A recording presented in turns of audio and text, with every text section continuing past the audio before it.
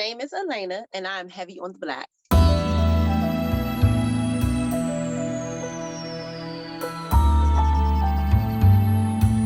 Hey guys, listen, welcome back to Heavy on the Black, where we have convos for the culture. Today's episode, we have Alaina Wood of Peculiar Treasures and Lay the Foundation. Listen, guys, she has a story that's so similar to a lot of you. She's someone who was trained a certain way, went to school for a particular thing, and still decided to pursue her passion, a thing that she had on her mind ever since she was a child, right? I always tell you guys that success will leave clues. So this episode is for you. If you are someone who has this idea, this thought that I want to pursue something deeper, something even more fulfilling for me than just my regular 9 to 5, she has a story that is going to inspire you. So make sure you check it out. See you guys soon.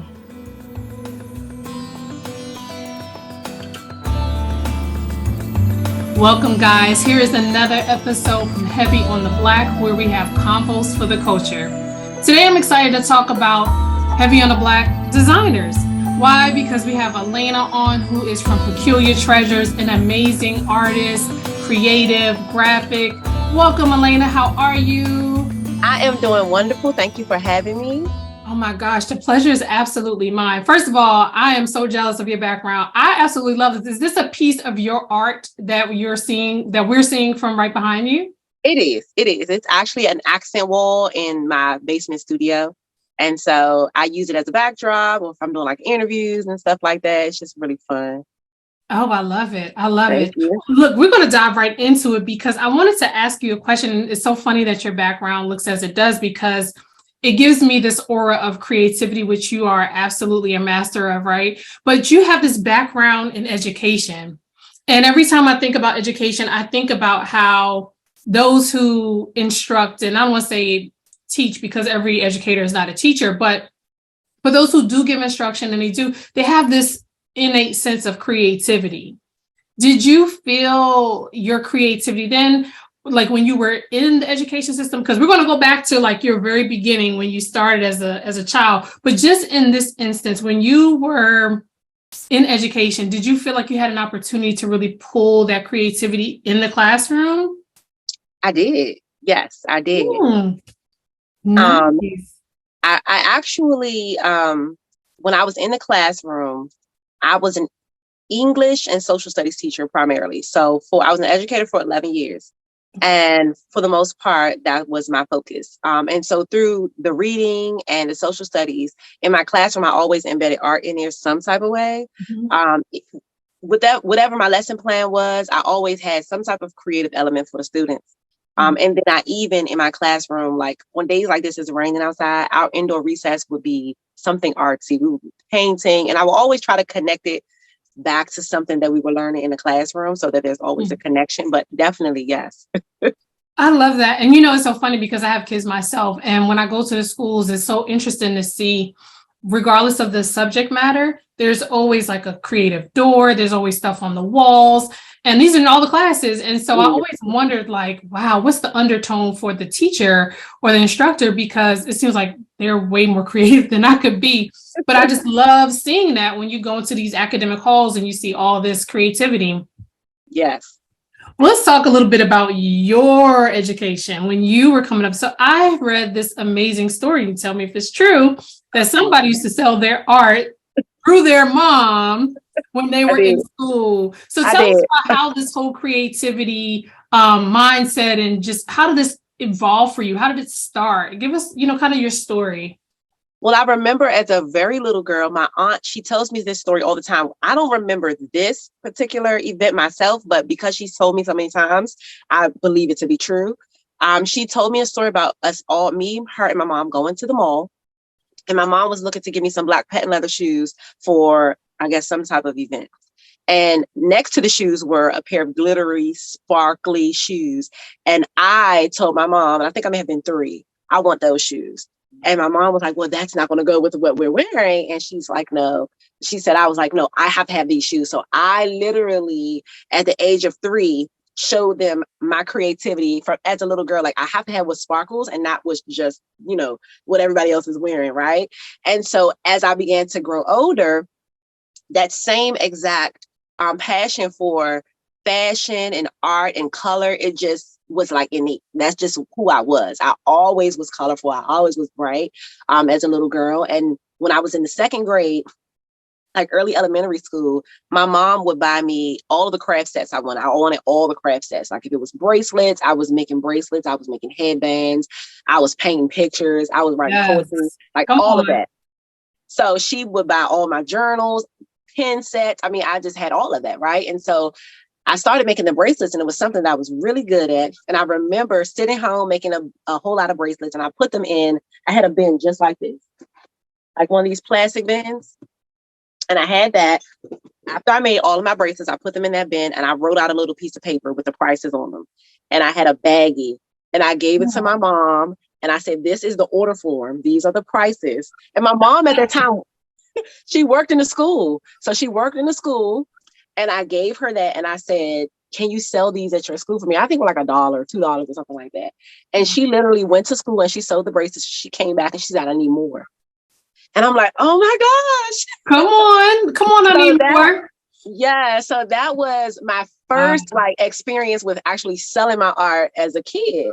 And that same hunger and that same drive for just creating and wanting other people to share in what I created, it just followed through, like throughout my entire youth, all the way into college. I remember, and I have a can over there somewhere, girl. I have a can that I used to carry around on campus in undergrad. And I had bracelets, earrings, all kinds of jewelry in that can. And on the front of the can, it had the price list. And and I would take the money and just put it in the can. And then that's what I did on campus. And so that was the same thing I did in elementary school. I carried that all the way through college. And so, yeah. And at 14, I created a business. It was called Crazies. I was in my first year of high school, and I painted on clothing. And I remember one of my friends from church, he was my designer. Like he designed my business cards and things like that. And he messed up on a business card. And instead of putting, it was Krazi, he put Kravi, and it came out Cravies. But that was back then. He had no way to fix it. Once it was printed, it was like, this is what you have. And that's your business. Right. So I'm going to just keep these cards and we're going to pass them out. And I would literally be on the train. I went to school with our walls. I would be on the train. I would pass my cards out to people I would see on the train. And I was making clothes for people. I was painting on their clothes in high school. Wow. You know, if you think about this story, and I know I've said this on the show before, but it's so true. It never seems to fail that success leaves clues. Like you can track this all the way back to a young girl. And to be honest, I don't know a lot of kids. I mean, now these days, these kids, they totally different. Yeah. But when we were coming up, to have a price list, to have a whole package of look, that's branding, that's packaging. Come on, kindergarten, first grade, like making bracelets and saying, here, can you do this? Like that takes a lot to process as a young person, but to see that you had that ingenuity at such a young age and to see what you're doing today, you're literally just on the same path, just perfected it more and more and more. Yeah. Wow.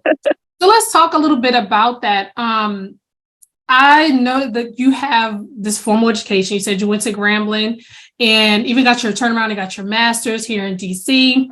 What from there like drove you to still say, you know what? I know I had this education. I know I've been in education for a number of years, but now I'm at a place where I really want to pursue my passion 100% of the time. What was it? It was God. That's what it was. Can't argue with that. I will be 100% honest. That's exactly what it was. I had, of course, I've been creating while I was in education. When I would get off of work, I would come home, I would come down here and I would create whatever I could, you know, after lesson plan and after all of that. But I would be hungry to do this all day. Like that's what I wanted to do all day. Like I'm like, oh, I got to go in the classroom. I love it, but I still want to do this. And so for maybe a good 8 years, because I've been in education for 11. So like 8 of those years, I was like, I just want to do what I want to do all day, every day. And I would pray on it. I would pray on it. And in 2019, I was on my way to work. And I said, I think this is going to be the last year for me. Like, I feel like I need to be doing my art full time. And I called my brother and I told him, and he's like, he cheers me on. He's in Georgia. And he's like, okay, you want to quit? You don't want to do it no more? He was like, just, don't do it no more. He's just so supportive in that element. And I was like, okay, I'm going to go in here and I'm going to give them my resignation letter. And I remember sitting in the pre-service week or in that meeting, the first meeting, and I was just jotting out like my logo for this business. I was, sketching it out while they were talking. I was sketching. I was listening, but I was sketching too, And so I was like, I'm doing this year, hands down. And then what happened on my way home from work, my brother called me back and he was like, did you quit? I said, no. He said, good, because God told me it's not time yet. He said, pray on it and wait for him to tell you. He said, because I could tell you all day, but listen for him to tell you. So I was like, oh man, I'm going to type this letter up. I said, okay, cool. And so I went through with staying in the classroom that year. That year, I was also pregnant with my daughter, who's now 2. And March of 2020, the school shut down anyway, which was that same school year. We shut down. So I said, okay, wait a minute. My plan and my prayer was just to be home with my children and to be able to have the freedom to create. And so now I'm home. I have the freedom to create, but I'm still teaching. I'm still being paid. I'm just teaching from home. Right. And then maternity leave kicked in. So now I'm off. I got a little break. I can create. I have time with my family. So everything was looking how I wanted it to look, although I was still in the system as a teacher. Yeah. That same year, my mother in the late 2020, she got sick really badly. And she called on me to be her primary caregiver. And I was still on maternity leave, still an active teacher, still at home during the pandemic. Her case was really severe where she had to have organ transplant surgery. So she got put on the transplant list and we had to move between here and Pennsylvania for months. She finally got her surgery. She got a double transplant in March of 21. And so I was so focused on that and my newborn and my family and everything. And I'm still a teacher, but my principal was very understanding because mom is sick. And so I'm home, right? And even while I'm home, I'm still creating. Like even when I was in the hotel room, I had my sewing machine with me. I had my laptop. I had everything that I needed. I was like, I have to keep my mind focused because my mom, I'm focused on her. But if I just think about that, I'm going to be no good. So let me, focus on my craft. So I took that up there with me and I still was focusing on that. I was still making sales and things like that. And then in the midst of all of that, here's where it came in. My principal called me and she said, hey, I know you're still in Philly and everything, but I just got an email. And the email said that you forgot to renew your license. And I said, oh my gosh, with all of this going on, pandemic, mom sick, new baby, I forgot to send in the paperwork to renew my license. I said, hold on, I'm gonna do it right now. Sent my licensure in, everything, and paid my money to get my license. Okay, put that to the side. A couple months later, it was June. I got an email from the district that says, it said that we do not have a license for you on file. As of June 25th, 2021, you will be terminated from the system, right? I said, whoa. I remember I was sitting in my house. Wow. I was home from Pennsylvania at the moment. I was sitting in my house and a feeling of relief came over me. And I said, wow. I said, no, I know that if this would have happened a couple of years ago, I probably would have lost my mind. Like, what you mean terminated? Yeah. So I said, terminated. Okay. But the kicker is I had my license. I had it right in there in my email. I pulled it up. I said, my license is here.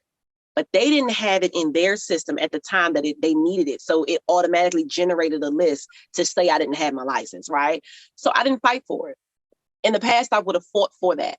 And I called my principal and I told my principal, I said, well, I just got a termination letter. She said, what do you mean? She said, let me go in and fix it. I said, no, don't worry about it. I'm going to accept the termination. She said, are you sure? She was like, what do you mean? What are you going to do? I said, I'm fine. I feel like this is it. I've been praying about this for the longest time. And I feel like God is pushing me out.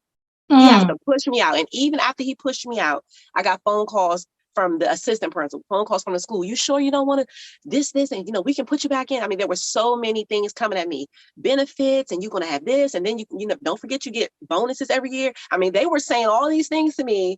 Wow. And I'm thinking about it. And I still said, no, I'm going to go with what I feel like the Holy Spirit is leading me to do. And that's for me to go ahead and just let it ride. Wow. Let it ride. And that's how I ended up out of education formally. Yeah. Oh my gosh. Like, okay, first of all, I gotta catch my breath because the things that you were doing were so uncommon in such a, I don't want to say tumultuous time, but a very challenging time. So let's talk this out for a second, right? Because first of all, you had it was like the confirmation from your brother, like, hey, I'm co-signing you, let's do this. But then he was like, hold on, not quite getting that. It was like God was lining this whole thing up for you the entire time. The entire time. The and I entire did not, time. it did not click to me until I got that letter that said I was going to be terminated on June 25th. And I sat down. I remember I had just got out the shower and I saw that and I was like, whoa. And I sat down and I didn't feel sad. I didn't feel anxious. I felt a feeling of relief. And then when I felt that feeling of relief, that was my confirmation. I said, this is what I was supposed to be waiting for. Like, you know, this is, and then I had all of these people calling me saying, you know that you're not actually terminated. It was a mistake in the system because they don't have the proper paperwork. All we got to do is press a button. And all these people are, you know, reminding me of, you know, you're highly effective and you can get your bonus this year and all this. And I'm just like, no, it's okay. It's okay. When you're connected to the source, it's nothing that anybody else can do to override that. And the peace, what does it say? That peace that surpasses all understanding? Surpasses all understanding. That's what it was. Wow. That's what it was. I had peace.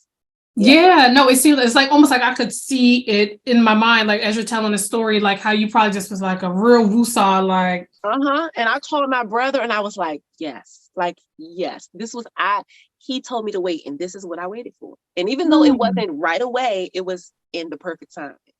Perfect timing, always. Wow, I love this. I love this for you. I love this for the people that are going to be inspired by you. What I like the most, and it never feels like this in a moment, but you were in a situation where you had this major transition. You had just become a new mom, and now this situation with your mom is happening.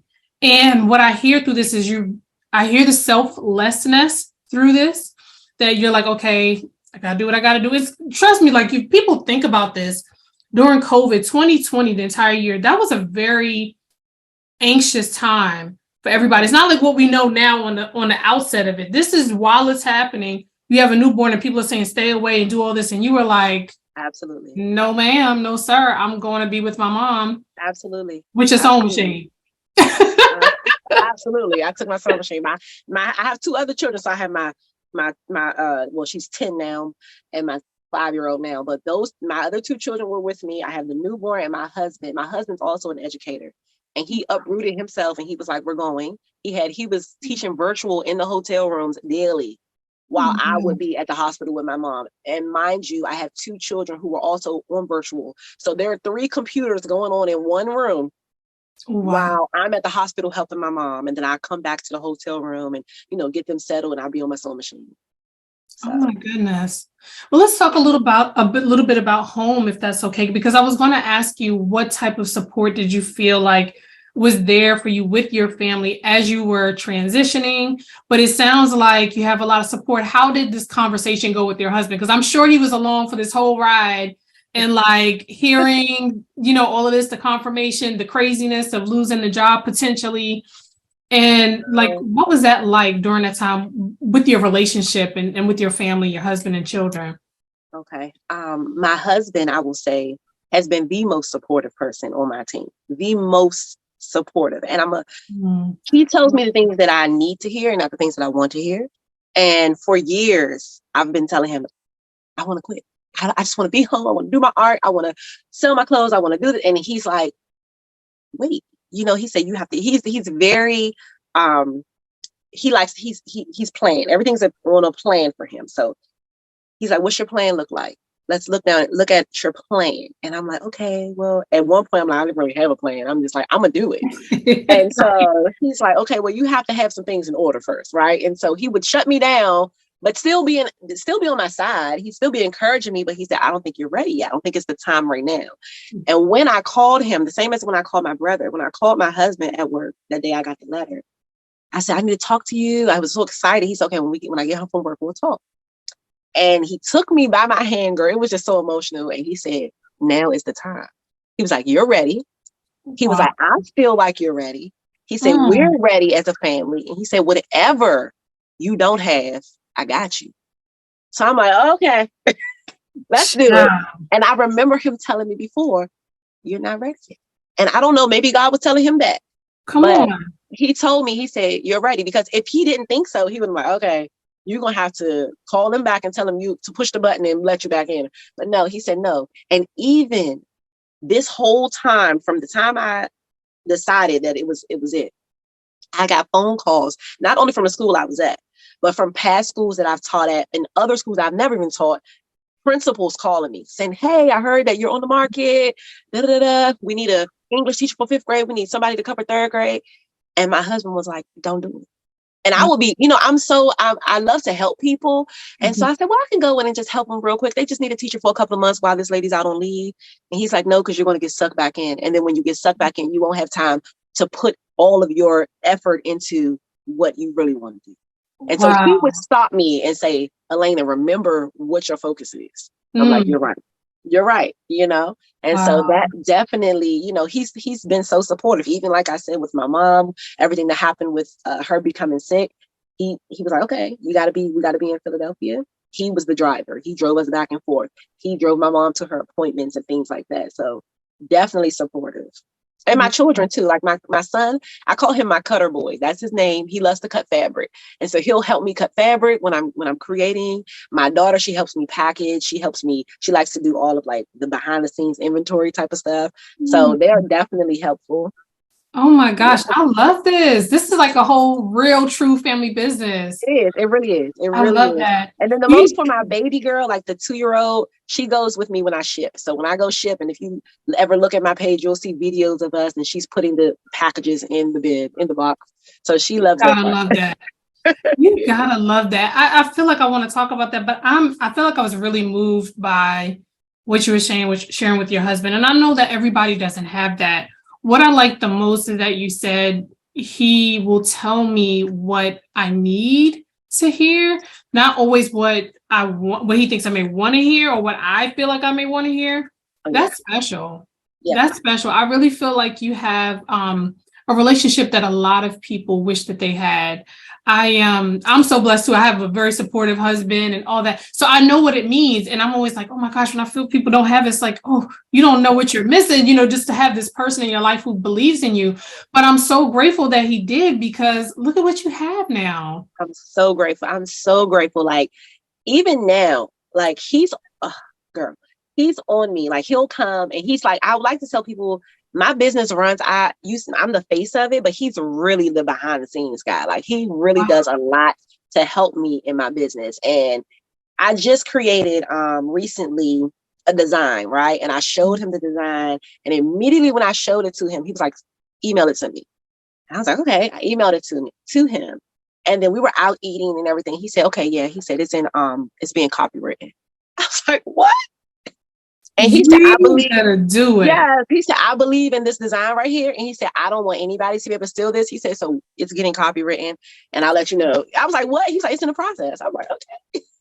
You gotta love that. Come on, husband. And I did not ask him for that or anything. I didn't even think of that. I wasn't thinking of that far. But he saw something and he said, this is the one. We're gonna go with this one, and it's getting copywritten. And listen, God gonna give you what you need all the way around. He said, what you lack, I'm gonna put in him, and we're gonna make this whole thing pop off. And if I can just add this to the story, which I just connected the dots in recent years, but I met my husband in education. And I literally was working, I was in DCPS, and then I left DCPS in 2014. I went to a private school. I went to Shabbat Christian Academy at First Baptist Church in Glenarden. I taught there. Yep. So I taught there. And crazy enough, the same story. When I was in DCPS, I had my license. I didn't do the licensure thing on time, right? And I got I got the letter. And unfortunately, I was not able to renew my license because I had a temporary license. And I wasn't able to renew my license because I was still at Howard. I was about to graduate with my master's, and I needed to take my my principles of learning and teaching, my praxis of PLT. I had taken all the other praxis, but there's one praxis I needed. to get my license, right? And I was like, dang it. So I ended up going over to Shabak. I spent 1 year there. While I was there, I loved it, right? I had middle school there. I had middle school. They allowed me to create my own program. So I was a creative writing teacher, Nice. public speaking, all of that. It was great. I got a phone call from one of my teachers who I worked with, and she was now at a new school. And she said, hey, my principal's doing interviews. I would love for you to come. I know you are there now. She was like, but if you ever want to come back to the district, come on, she's having interviews. And I was like, oh no, I'm great. You know, my daughter's here because it was a pre-K through 8. So I had my daughter there at the time. She was 2 in a 2-year-old program. Tuition was reduced tuition. I was like, this is perfect. It's convenient. I'm staying. And so I kept feeling like the tug, like, you know, call her back. For some reason, just call her back. But I didn't. She kept calling me. She called me. She was like, hey, I just wanted to remind you again. She's doing interviews for a 4th and 5th grade English teacher. I said, okay, I'll do it. I'll go interview. So I went to go interview. When I left out the interview, a lady who was a teacher at the time, she stopped me in the hallway. She said, I can't say this officially. She said, but I believe you're in because we loved you. And so I was like, okay, cool. So I was like, but still inside, I was like, I don't really want to come here. I don't really want to go. I want to stay where I am. Mm-hmm. And but I was comfortable where I was. I was comfortable. It was convenient. Come on, comfortability. It was convenient. You know what I mean? So I was like, nah, this is cool. I'm gonna stay here. So when I got back to work, I started getting phone calls from an unknown number. And I was like, oh, I'm not answering it because I feel like that might be somebody from the interview squad. And they were, I don't want to hear that I got the job. I did not want to get, like, I didn't want to get the job. I was like, I went to the interview because I wanted to just say I did it, right? And so my mom called me and she was like, hey, the principal is calling you from Whittier and you're not answering the phone. She said, Alaina, I didn't raise you that way. She said, if you don't want that job, this is my mom, if you don't want that job, you better answer that phone and at least tell that lady you're not taking it. I was like, okay. And so finally, when she called, I answered. Mm-hmm. And the principal told me, she was like, we loved you, we want you and everything like that. She said, by the fact that you've been ignoring my call shows me that you're not sure. She said, so let me tell you this. She gave me all the perks that, I would get if I came to the school. She told me about my daughter's tuition. She's like, your daughter's tuition is reduced where you are, but if you come here, you'll be making way more money and you can cover that. She said, but I'm not to tell you what to do with your money, but I'm going to tell you to pray on it and I'm going to pray on it with you. I said, oh, okay. And so that made me feel comforted. So I gave it a couple of days. I did pray on it and the spirit moved me and said, you need to call her back and take the job. So I called her back, girl, took the job, got to work that next, school year. And the first person I met was my husband. He was the first person I met. He was wow. He was the STEM coordinator for the school. And so he was responsible for when all the teachers came in to hand us our devices and our computers and things like that. Mm-hmm. And I met him not knowing that was my husband. It was just a guy who worked at the school. And girl, it's been since then. And I said, you know what? I said, this has all been set up for me. Mm-hmm. That first termination was the one I cried about. I cried. I was mad. I was like, oh my gosh, this is not happening to me. I'm in grad school and this and that. And, I said, you know what? Okay, whatever. Let me go ahead and find another job right now. And I thought everything was over. I thought everything I had worked for was over. And then God moved me right back into DC public schools. Where you supposed to be at that time? Out of the school that I was, that I was in, because he had another school for me where my husband was already waiting for me. Come on. And I had no clue. Timing is so important, Alaina. It's listening to your story to me is like, woo, it just keeps hitting you over and over and over about timing. And what I love about this story, the love story piece of it, even though I know we're here for like a whole, but the love story piece of it is that, what's meant for you won't lose you. It'll pursue you, if nothing else, right? When you're in Christ. But that's a whole nother story too. But yeah. I love the fact that your obedience has paid off for you in your life, like numerous times over and over and over. So let's talk about that a little bit, just because there are people who are going to watch this, right? And they're going to say to themselves, I'm like Alaina. I resonate with her. Like I'm at my desk while they're talking and I'm drawing logos for my business, or, you know what I'm saying? I have this like persistent thought about the craft that's within me. How do I navigate in this time? And I realized that your story was very, focused and very driven in a specific way. But what advice could you give to someone if you had to pick your number one thing? What could you say to someone who's working, whether it's education or whatever, but has this other idea that they really want to birth, what would you say to he or she? Okay. I would say, and this is coming from my personal experience, and I'm thinking about talking to myself too.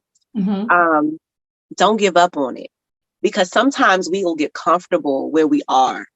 And I began to tell myself, well, maybe I was just, I had those moments where I said, well, maybe this is just what I was meant to do forever, because it felt like I couldn't get out of it, all the way. And so I was like, well, I accepted it. And I said, I'll accept that this is what I'm going to do for the rest of my life. And not that it's a bad thing, because trust and believe me, I believe that I was put in the field of education for a very specific reason, right? But there is this other side, there's this other piece of me that I want to get out. And so I would say never give up on what it is that you're really passionate about, because I believe that your passion is also connected to your purpose. And so I know that I had a purpose. It was a reason and a season for me to be in education. Yeah. But I know that my purpose was bigger than that. And I am still an educator. I'm still a licensed educator. Okay. My license. I'm still a licensed educator. And so now I educate in other ways. Right. Mm-hmm. And so right now with this question, my advice or my education for you is to not give up on that dream. And I know it sounds so cliche, but continue working on it. Continue staying up late at night if you have to, and work on that thing, because whatever it is that you're doing, trust in God for your plan for your life, right? And so as long as you're working on it, he's already working on it, but you have to do your part. And if I would have just said, okay, I'm gonna leave this alone and I'm gonna just focus on this, then I wouldn't be where I am now, because all of me doing the education piece and the art and everything was me being obedient, still working on what God had for me, right? So pray on it. Don't give up on it, and allow God to work it out. I promise y'all, I know that we hear these things and sometimes they sound so cliche, but trust and believe me, that's it. Like you have to trust in God. Come on, listen, I'm gonna just let you preach. I'm gonna just sit over here in my corner like you this, have to. And I'm gonna let you go with it. No, but it's so true. It's true. You have to. And my story is definitely a faith walk. It's really been a faith walk for me. When I decided that, okay, I'm gonna do my art full time, I had no clue what that was going to look like. I just knew it was something I wanted to do. I didn't really have a plan sketched out or anything, but I just knew that, okay, he pushed me out of here and he's pushing me somewhere else. And so now that I'm here, I got to show up.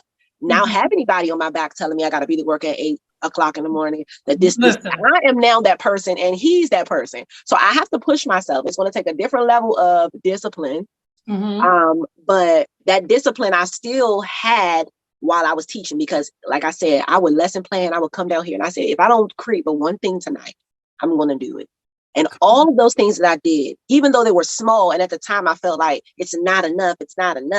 It was just enough to bring me where I need to be right now. Because if I would have stopped, I would never be right here. But I had to show him that I still believe in this. I still know that you got me. Even though I'm teaching, I know you got me. I know you got something else better for me. And here I am. Girl, I love this.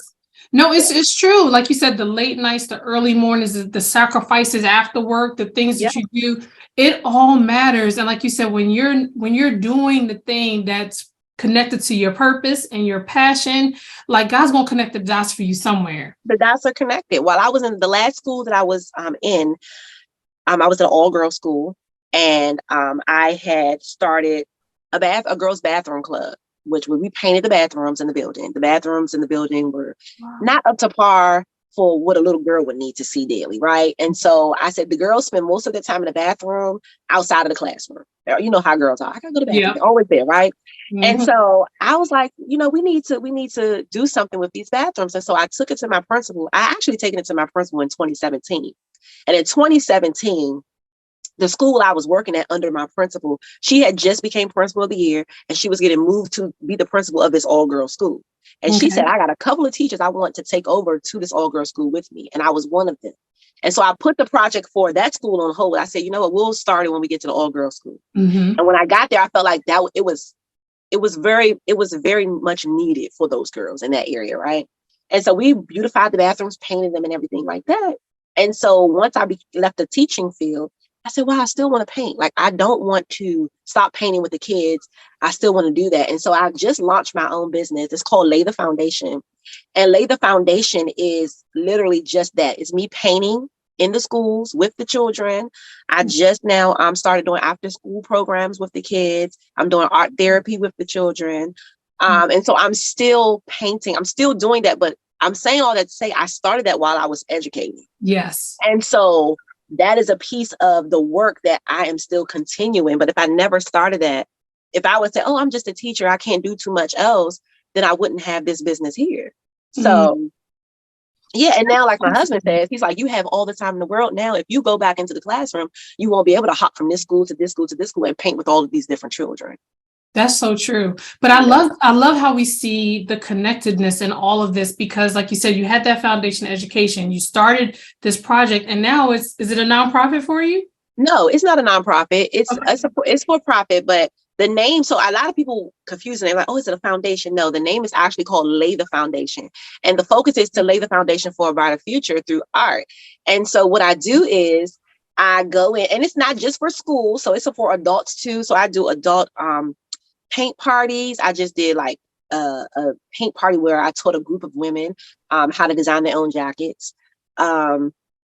And then I'm doing not recently, but in the future, in the next few months, I'll be doing a teacher appreciation staff event for school where I'll be leading a paint party for the staff.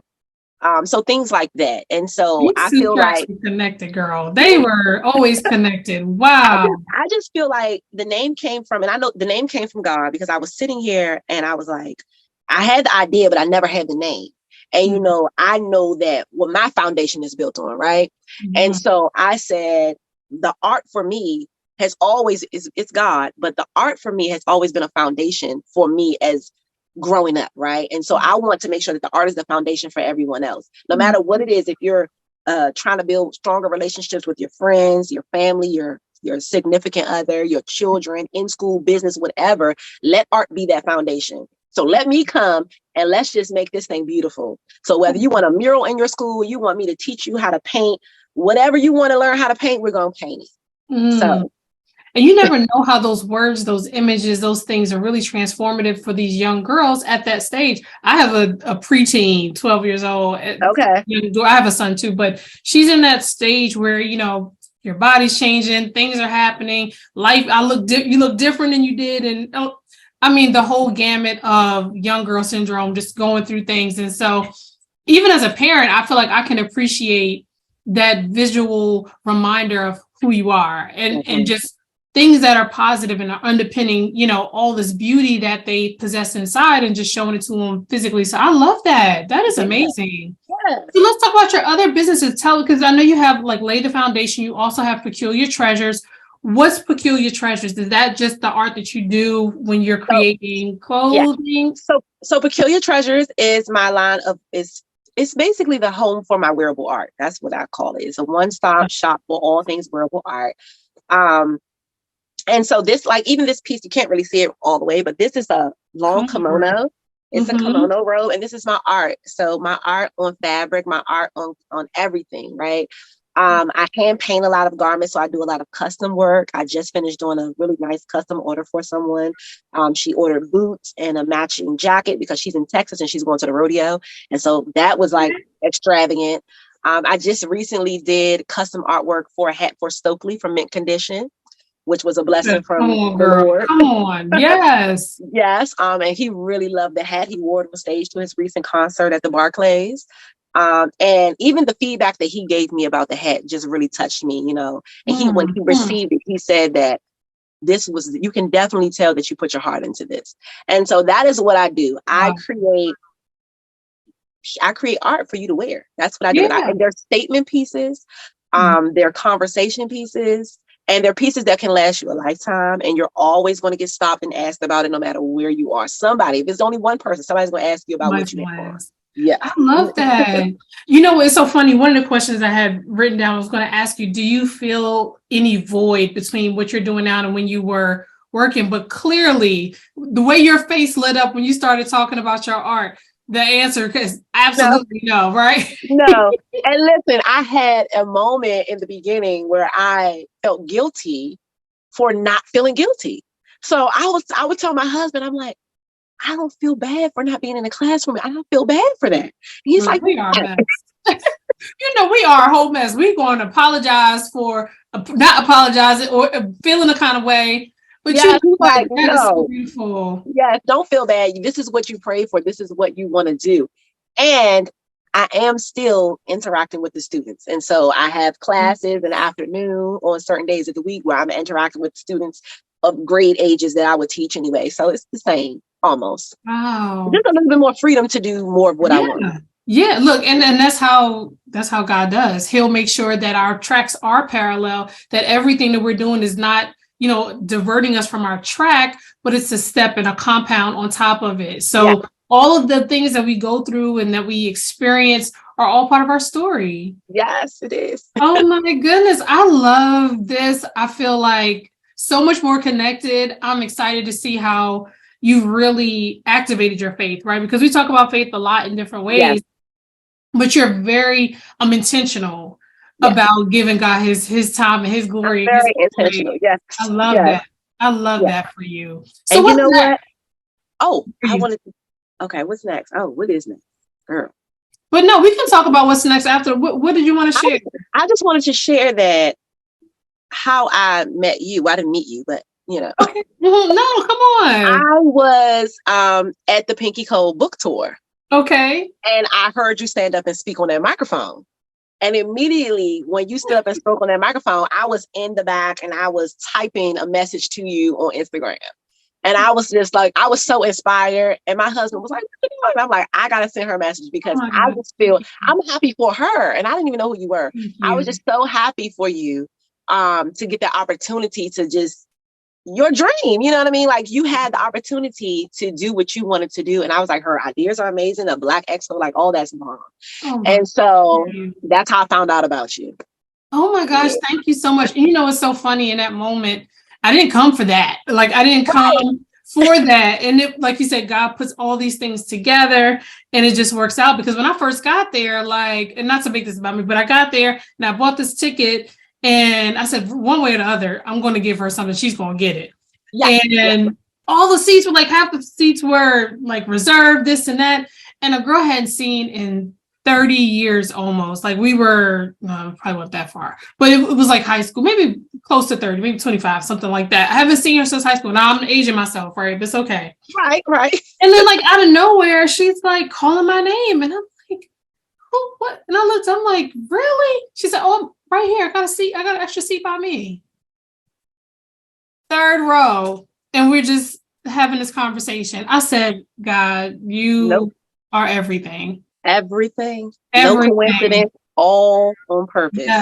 Yes. And the funny thing, a lot of people who have applied to appear on the podcast have come from that experience. And I think it's so beautiful because I've had an opportunity, over the course of these months or so to connect and have such beautiful exchanges with people that I may not have otherwise met had I not attended that. So you just never know. And I love the advice that you gave, don't give up, because that's sort of how I felt. I'm a pharmacist by trade, right? But there's always been this creative center that I've not fully tapped into, but I've helped other people do stuff. I mean, websites, business building, business ideas, and all this stuff.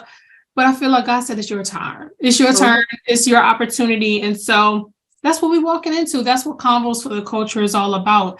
And I'm just grateful that you were persistent. Look, we've been trying to get on together for weeks. So I'm glad that we have had an opportunity to get on here and to connect with one another. But tell me, what's next for Lay the Foundation? What's next for Peculiar Treasures? Or are we just being open to whatever God has? I definitely am. I'm open to whatever he has because he has definitely been showing out and surprising me in this last couple of years. And I realized that I can plan all day, right? Yeah. And it's really what he has planned for me. I know that I'm planning just so I have my cushion. But every time I think I got it down packed, he surprises me with something that I couldn't even imagine. Yes. And so I am definitely just leaving it open to him, although I am working on a new collection right now for Peculiar Treasures. I'm working on a new collection, which can you tell us a little something? Can we get the inside scoop on what's coming? Yeah, so it will be available in April. Okay. And the print that I'm wearing will be a part of the collection. I love that. The collections are print based, and so I have a lot of different of my art prints, and so this is the print for the first collection, and this print you will see in different pieces. I'm not going to tell y'all what the pieces are going to be, but we got pieces coming, okay? And so I try to make sure everybody has something, so it's something for everybody in the collection. So if you're not a dress girl, we got something else. If you're not a handbag girl, we got a different bag for you. Like, it's different pieces in the collection. So that's that. And then for Lay the Foundation, like I said, I've just started doing after school programming, and I am working on some contracts to get some murals started for the spring. And so that part. Come on. I mean, so, look, I love the whole tapestry, but that part, listen, yes, to get paid to do the thing that you love to do and that you would do for free anyway. That's absolutely beautiful. So let me ask you this one question, because I absolutely love the colors. You can't really tell me, yes, I'm heavy on the black, but I love color.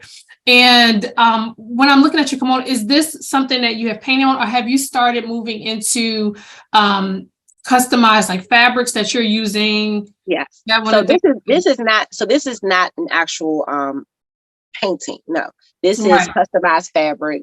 It's customized fabric. Yes. And so I did a collection before with my customized fabric, but this one right here is this is different, and it's more personal to me. This one is because this is the stuff I was creating while the pandemic, we were in the pandemic. And so these were all of my ideas coming out. My husband bought me an iPad and a pencil. Like, I got a brand new Mac desktop upstairs because my laptop, he saw me connect, my screen broke. One of my children, I don't know if it was the time for the computer to go out or if one of them did it, I don't know.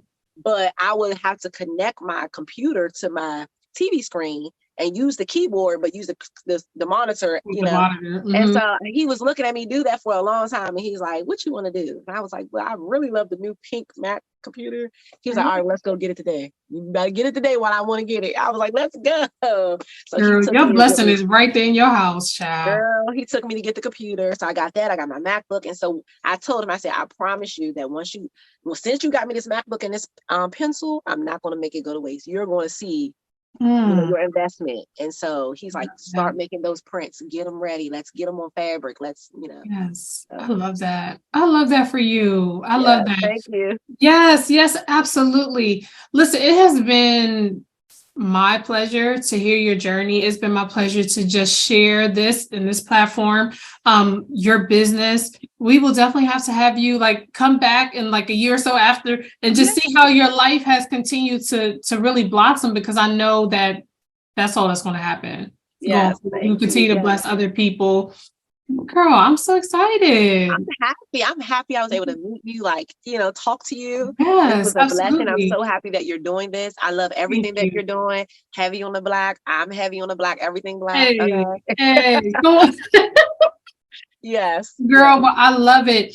I'm excited for all you have coming up. Listen, please tell people where they can purchase your items, where they can commission you for custom items, and or how they can get involved with Lay the Foundation if they have children, or if they have time that they can volunteer, funding, whatever it is that they can do to support your efforts. Okay, so you can follow me on Instagram at Shop Peculiar Treasures and at Lay the Foundation. And then the websites for Lay the Foundation is laythefoundation.com.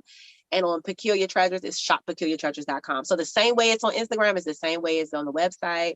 On my website, on both of them, there are forms where inquiry forms. So you can do a custom order request on Peculiar Treasures. Anything you can think of, if you want to create it, just let me know and we can go from there. And then on the Lay the Foundation side, there's and that's LAI. LAI, yes. LAI. My name is Alaina, right? And so the Lay stands for Let Art Inspire the Foundation. Come on, girl.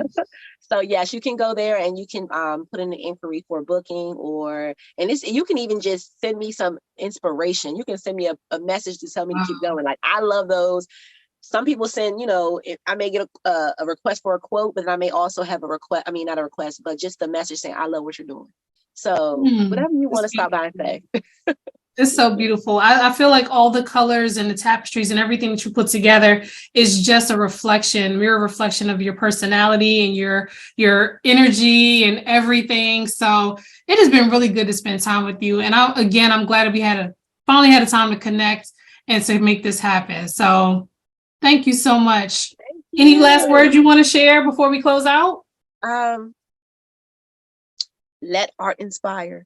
So whatever it is, listen, yes. Whatever it is you're doing, you may not even be an artist. You don't have to be an artist. And that's why I like to tell people, because they're like, I'm not an artist. Yes, you are. You just don't know it. Okay. Because you were created, all right, by the ultimate creator. So you have art in you. Right. Mm-hmm. And so whatever it is, just let art inspire it. That's what I say. I love that. Wow. Listen, you guys, thank you so much for watching today. Yes, let art inspire everything you do. And if you, like I said, if you need something, please be sure to reach out. As you can tell, she is truly gifted for this journey of art. And so I'm excited to have you all here and to share part of her story.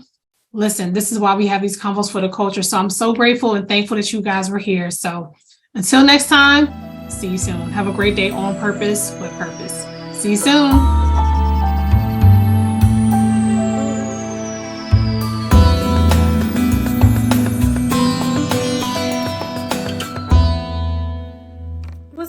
What's up? Happy Friday, guys.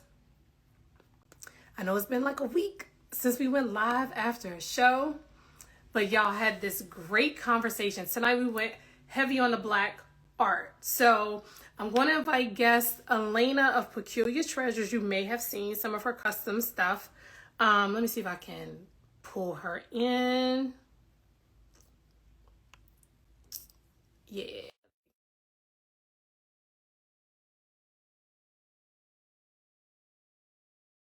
Like thought about how like all these pieces of your life come together for a certain thing. Like her story is insane. I'm actually going to be posting her episode tonight to our YouTube channel so you can check it out, because it was just it was crazy. Like how things come together. You'd be like, oh my gosh, how this thing came and then this thing happened, and just the way her story unfolded. But we have a special story to share with you for tonight. So let me see where she is. I'm able to get her on. There she is. Hey, girl. All right, she should be popping on.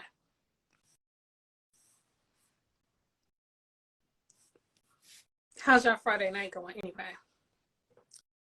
It's rainy and wet here in Maryland, so I don't know what y'all looking like wherever you are. Can you make it on, girlfriend? Yes, accept. Hopefully that works. Y'all know going live on Instagram is crazy. It's so ridiculous. There we are. Yes. Listen, I was just kind of giving them a little sneak peek of who I was talking to. Thank you for having me back. Oh my gosh. Yes, y'all. First of all, y'all know I get on here and do these afterglows with people that we chat with. But we already had our afterglow. Now I'm giving y'all an afterglow because we've been talking for over an hour, one way or another. So welcome, you guys. Happy Friday. Listen, so I don't want to give away all the juice because Alaina is amazing at telling her story, but you have to watch the episodes. I'm gonna put it out tonight, early morning, whatever. But she has this amazing story. So a lot of you who follow Heavy on the Black, they follow my whole progress from the Pinky Cole book tour. And Alaina is one of those people. We were in the same room at the same time, didn't know each other, didn't even meet that night, but she sent me a beautiful message. And so thank you, Alaina, for that. But I wanted to talk a little bit about, or you to talk a little bit about how miraculously, I always say miraculously, you had this opportunity to create something for a major artist. So I'm not going to steal the shine. I'm going to let you tell the story. But I really felt like people should be encouraged by like your story, because amazing and miraculous things can happen to us all the time. So girl. Hey everyone, thanks for joining. I'm Alaina. And so just in reference to what she was just speaking about, the miraculous story of how I was able to create for a major artist, which I feel was nothing but a blessing. It was a blessing from God. So it was in November of 22. My husband and I, it was Wednesday night, and my husband asked me if I wanted to go out on Friday. And I was like, yeah, let's go out because we had a babysitter for the kids, so let's go out. And right. So he's like, well, where we gonna go? Where you want to go out to eat? What you want to do? And I said, well, Stokely is coming to town, and this is Stokely from Mint Condition.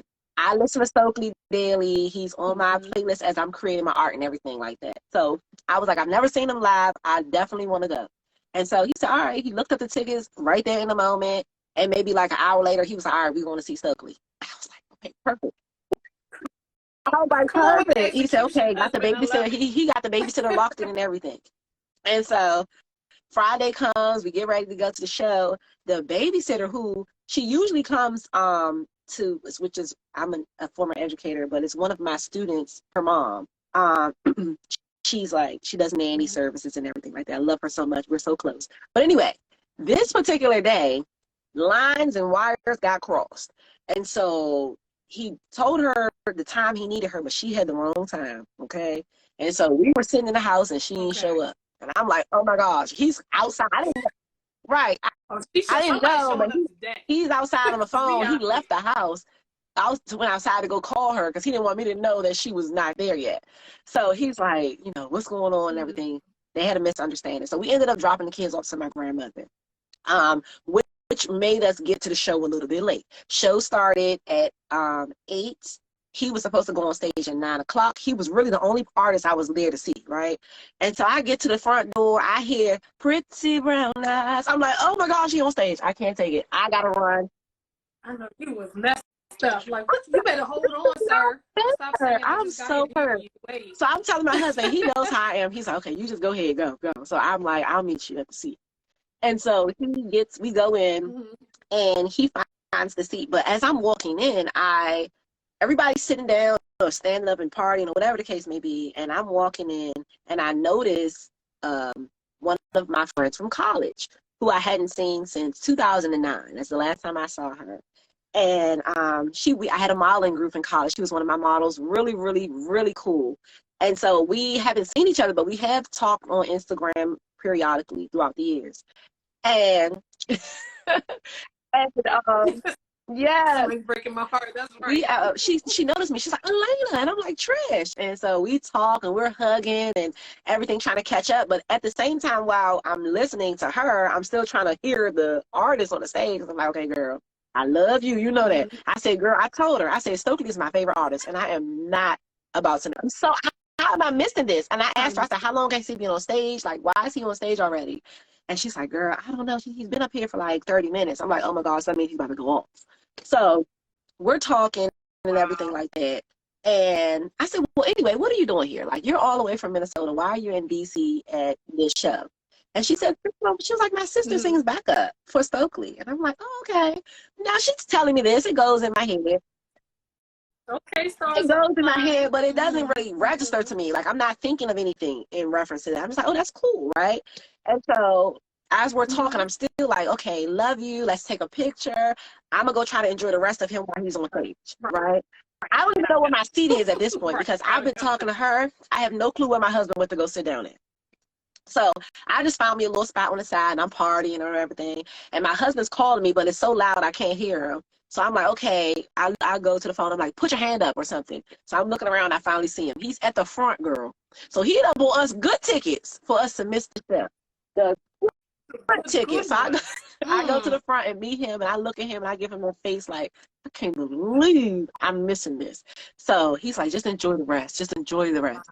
And so I'm like, all right. Let me get out of my feelings. So I'm sitting up there. I'm listening. He's literally on his last song. And I'm listening to him as he performs his last song. And he has on this suit, a mustard yellow suit with like some black, look like artwork all over it, right? And so I'm like, wow, that looks so much like me. It's like so reminiscent of my style. And I told my husband, I said, I really love what he has on. My husband, like, yeah, that's fly. And so in the back of my mind, I said, oh, I got to make something for him. I have to. The thought came in my head, I got to do it.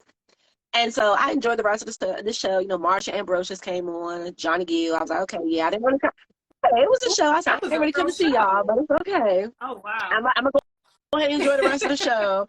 And, you know, I did. And then when I got home, went to sleep and everything, woke up the next day, and something said, you told, like, the thought came back in my mind. You said you're going to create something for him. How you going to do it? So I said, I'm going to do it some kind of way. And I thought about Trisha when I saw her. And I said, you know, I'm going to send her a message. And I'm just going to ask. That's all I can do, right? All I can do is ask. All I can do is ask. Come on. And as soon as I started to, you know, get my thoughts together to ask her, here comes the enemy in my ear saying, you can't ask her that. You're going to sound like you're trying to use her. You sound like a groupie. Like, all these things came to my head. And I'm like, girl, you know you're not none of that. You know you're not none of that. You ain't never used nobody for nothing. You never. Like, so I ignored it.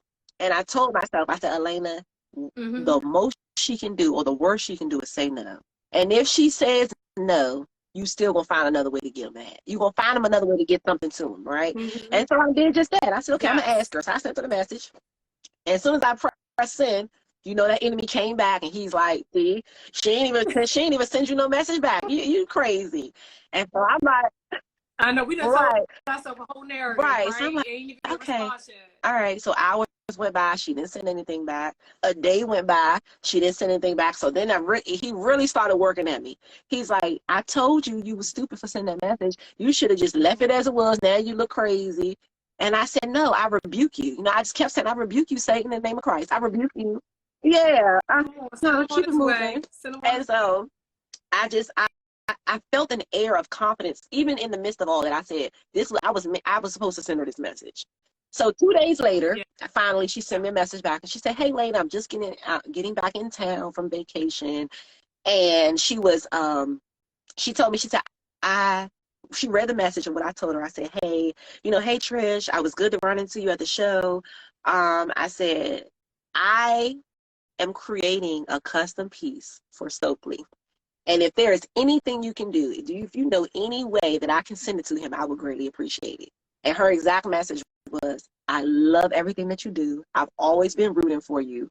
This is God's, basically she said, this is God's plan. She said, so I'm going to send you an address.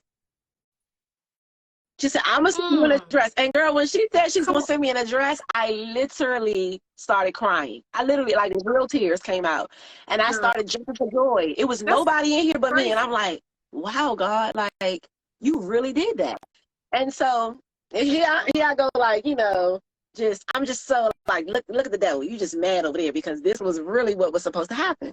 And it was exactly what was supposed to happen. And so when she sent it to me, I was like, okay, let me go ahead and get started. Because mind you, I said I was going to create something, but I didn't have anything created. There was nothing created yet. I was like, okay, now I got to create something. And so I'm thinking, right. But that's how it is, though. But you know what? I'm going to pause right there, because I like the way that you said it. It was like, well, do you think I could possibly maybe sort of kind of get him something, or do... You was like, yeah, I'm creating this. Can you assist in the process? Like, very declarative, very, this is what it is. But how often do we do that? We don't do that. We don't do it enough, right? But we're actually putting ourselves out there and making it plain. Like, yeah, this is what I'm doing. Next, are you going to be a part of the problem or the solution? And I said, you know, I'm creating, like, I've spoken into existence. And I had to tell myself, I said, okay, now, Alaina, you need to create something. And it has to be the right thing. And so I spent, like, that was November. So that was November the 22nd, to be exact. So I spent a lot of my time thinking about what I was going to create.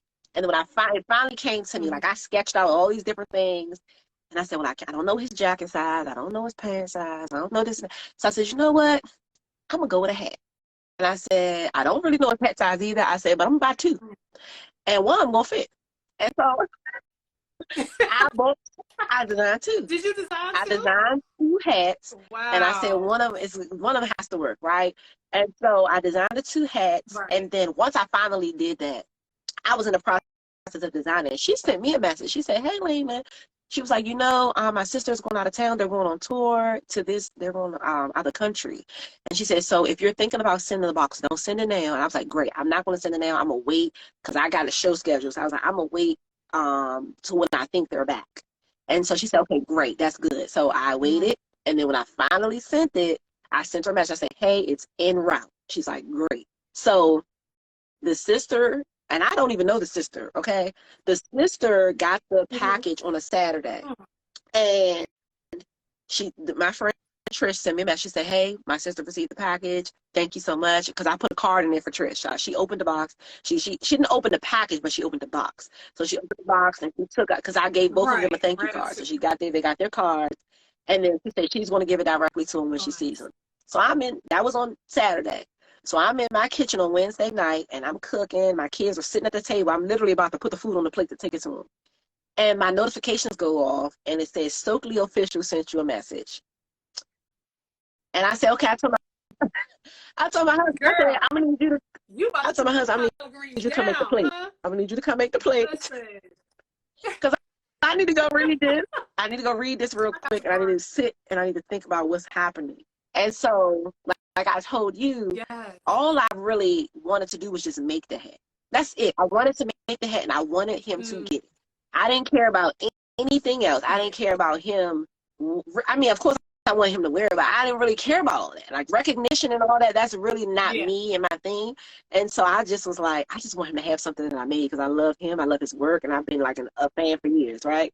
So he gets the hat, but he sends me a message and he tells me how grateful he is for the hat, how much he can tell out how much love I put into the hat. And every line, every stitch, everything about the hat is placed perfectly. Like the message was it touched my heart so much. My husband was like, okay, read it out loud.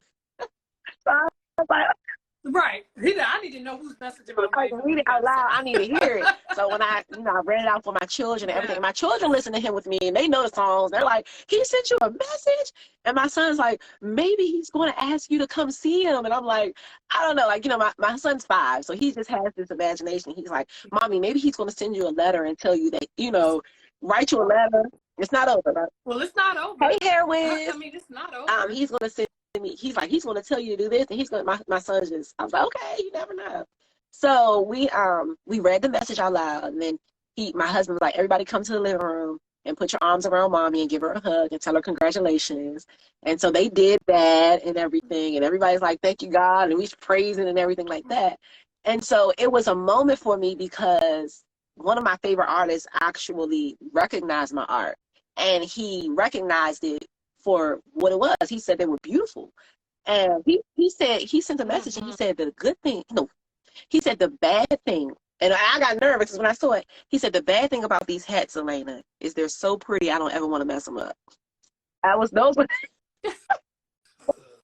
that was his words, and I was like, gosh, look, if that's the least well, you can always come give me make some custom stuff for you, right? Like, I don't want to mess them up. So he sent the message and he said, I'm thinking, this was Wednesday. He said, I'm thinking about wearing a hat to my show in Brooklyn on Friday. And I was like, oh, this will be amazing if he wears the hat. And so he wore the hat on Friday. And I was like, oh, my goodness. Wow. Right. He wore the hat. So he got the hat Wednesday and he wore it Friday the same week. And on the next day, the very next day, Antique Live. Oh, thank you, Antique Live. The very next day, I'm stalking Instagram because I'm like, okay, he said he was going to wear it, but I didn't know if he officially wore it. He just told me he was going to, take it. It's like, I want to see if he has it on. And so I didn't see any pictures yet, but then when I typed in, I was looking for like the tags and things like that. And there were people who were at the show who were recording, posting their videos. And I saw him on stage with my hat on. And I was like, oh. I was like, oh my gosh, this is just surreal. I called my dad. I was like, Daddy, he has on a hat. I was like, this is so surreal. He was like, it is not. He was like, this is your dream. This is happening because this is what you work for. This is what you want, right? So believe it because it's true. And I was like, okay. And so, I was sitting in my car alone. I was sitting in my car alone on Saturday because I had taken my kids were at my mom's, and I was just like, my husband, he was out doing something, and I was just like, wow, he has my hat on. And so that was Saturday when I saw the picture. Monday of that next week, he posted a picture of him in the hat, right? He posted a picture of him in the hat, but it still was he didn't tag me or anything like that. It was just footage from whoever the photographer was that took the pictures at the show. So he had it. I'm like, wow, these are good professional pictures with my hat on. So of course, why is somebody banging at my door? A package. Okay. So he he uh, he posted that. He posted that. It's an I screenshotted that one, right? I screenshotted that, kept it in my phone. I was like, okay. And then I posted it to my page, and then he liked the picture. So I was like, oh, cool. Hold on. Girl, we about to walk. I don't know what all this noise is. Now look, it's an Amazon Friday, so that's what's up. But that was so cool. Like, I was excited that you shared that story because Who is it? a lot of times people feel like they have these dreams and these thoughts and they can't make it happen, and that the people that we really want to interact with, sometimes, you know, these famous people, whatever, that we don't have the opportunity to interact with them, but we just like one person away. We said, what is it, like 7 degrees of separation? It's my from family. any and everybody. Hey, pretty girl. They made me nervous. Hi. I'm sorry, y'all. It's my husband. Okay. Oh, Lord, husband, child, you done got all your flowers today. You got all your flowers. Your wife loves you. Yes, but he definitely, it definitely made my day. I'm sorry, y'all had to open the door. But I'm definitely understand. What I wanted to say was, once he got the package, y'all, and said your gift will make room for you and bring you for a great man. Yes, Proverbs 18:16. So he got the package and he wore the hat on that Friday. He posted the picture on Monday, and then on, I think it was Tuesday or Wednesday of that next week, he posted another picture, and it was actual professional photos of him up close. And it was focused on the hat. And he gave me a shout out. He tagged me in it, and he was thanking me publicly for the hat. And so that brought tears to my eyes. I was like, thank you. You know, I didn't expect for that to happen. Yeah. That right there. And so that part. You know what? Sometimes when you transition from something that's like your full-time job or the way you were trained or whatever, but you like electively say, and you know, I'm not going to give too much of the story away now, but when you electively say, okay, I'm making this declaration that I'm going to do this thing, it may not look the way it looked for other people. It may not even look the way I think it's going to show up, but God, I trust you.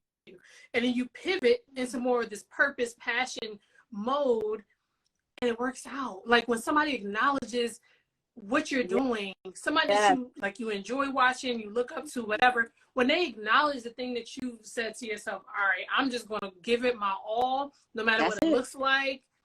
That feeling was that feeling. And you know what made it even more special was that after all of this took place, and I sat down and me and my husband just kind of like went over recap, right? He brought it to my attention. He said, you know what, Alaina? He said, God worked this whole thing out from the beginning and you didn't even know it. We didn't even know it. He said, if we would have been on time for that show, this would have never happened.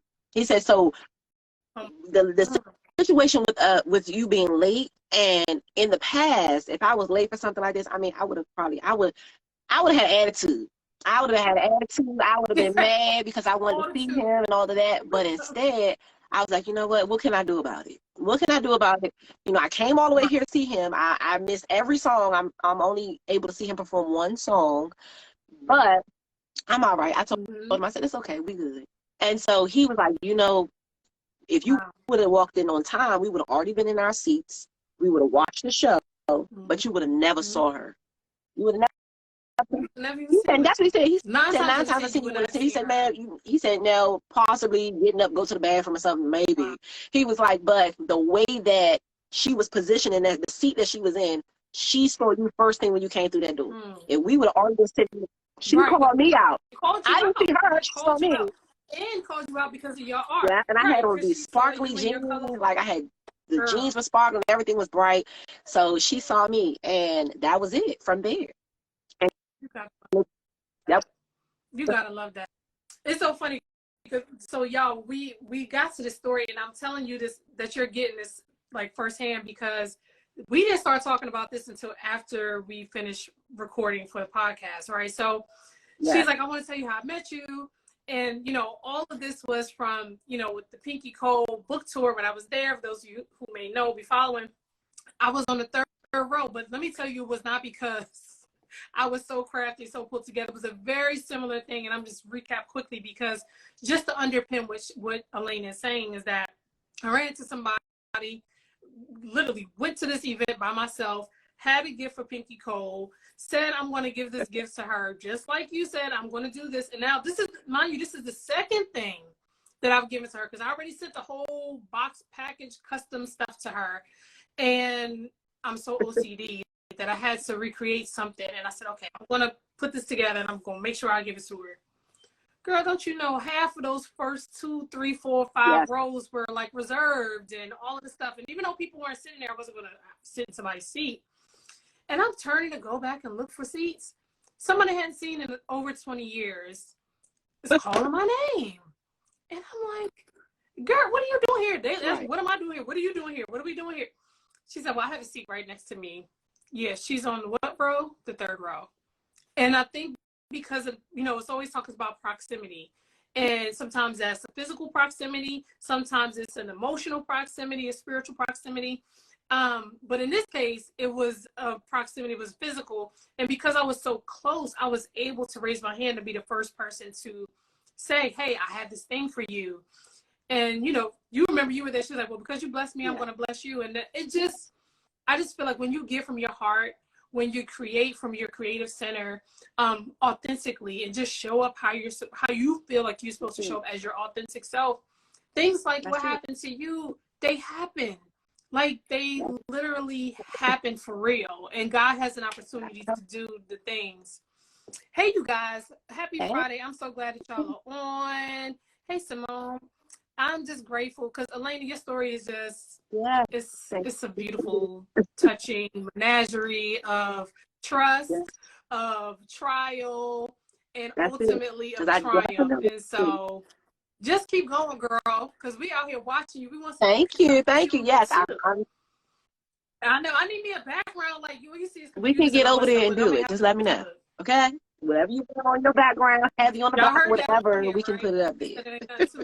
Yes.